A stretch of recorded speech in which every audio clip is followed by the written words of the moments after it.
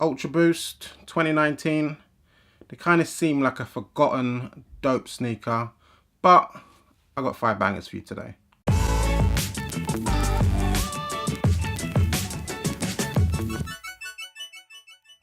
What's good, guys? Ash Bash back again with another episode of Ash Bash's Top 5 Friday, and today it's the Adidas Ultra Boost getting that top 5 treatment. I think I uploaded a video. What video? Oh yeah, I think it was the Bread 4s, I guess. Check that out. Did that review and I just totally forgot about making my top 5 video. So I'm getting around to it this week. I wanted to record it earlier, but I just totally messed up my neck on Monday, I think it was, or Sunday. And just literally today, I can just about sit up straight, but still I'm in pain. But anywho, let's get onto the video.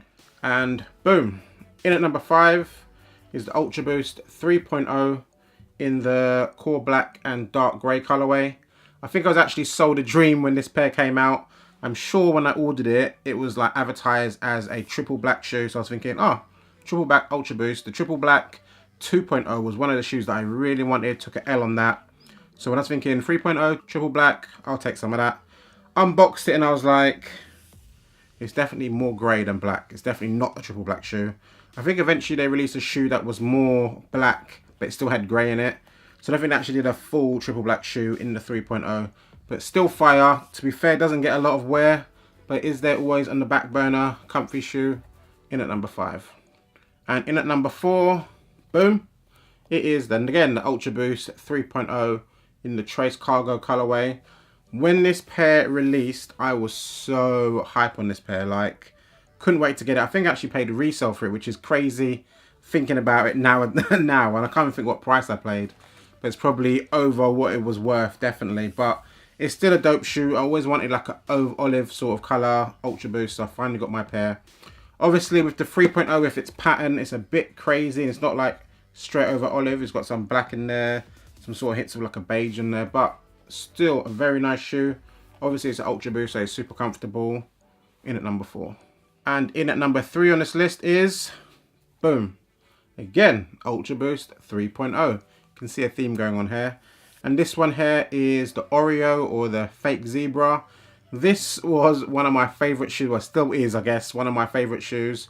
Before I finally picked up my Yeezy 350 V2 Zebras, this was my sort of consolation prize, and it served me well. I've worn these a lot. I've actually beaten these up quite a bit and actually look pretty good shape considering how much I've worn them.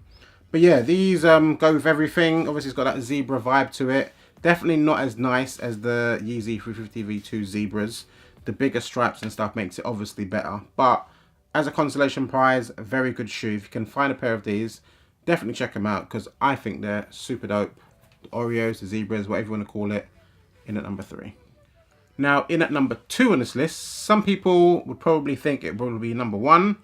And to be honest, I could have swapped this with number 3, because I like number 3, the Zebras, a lot. But anywho, it is, boom, the Adidas times Bape Ultra Boost. Shoe is pretty fire, I must say. Definitely overpriced big time for what it is. I still can't believe I paid that price in, was it 2019? Did that come out this year? It must have. 2019 price for an Ultra Boost. A little bit over the top and probably not the best idea. But still a nice shoe. They've done it well.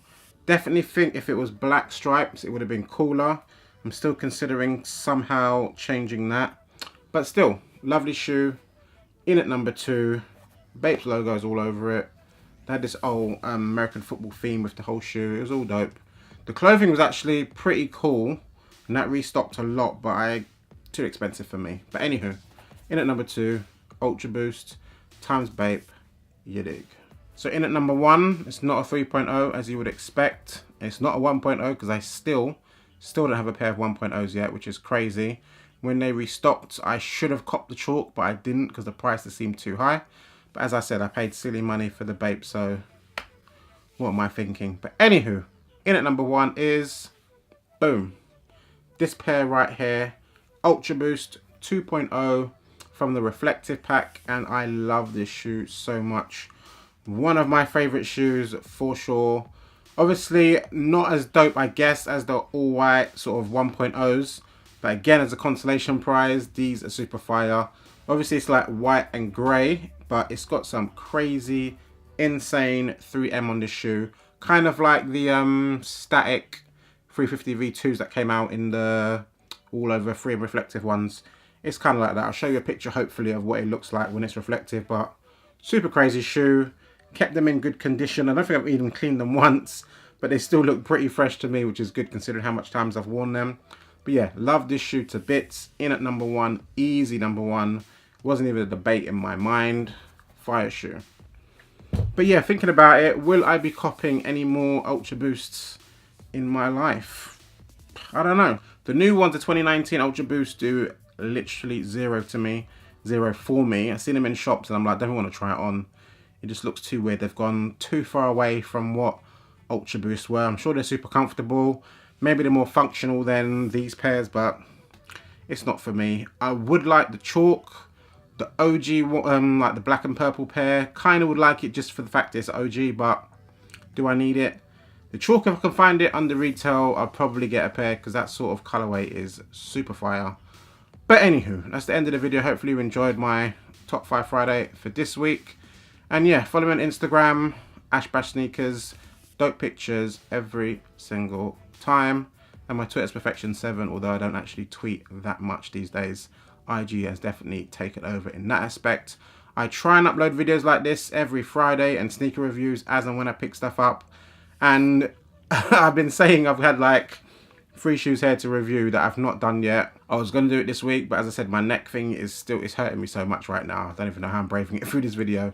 But it's been hurting me. That's what put me off doing those reviews. But hopefully I will get that done. And hopefully, if I manage to get the Travis Scott ones, I'll get a review for that done ASAP Rocky. But anywho, I'm out. Hopefully you enjoyed the video. Later, y'all.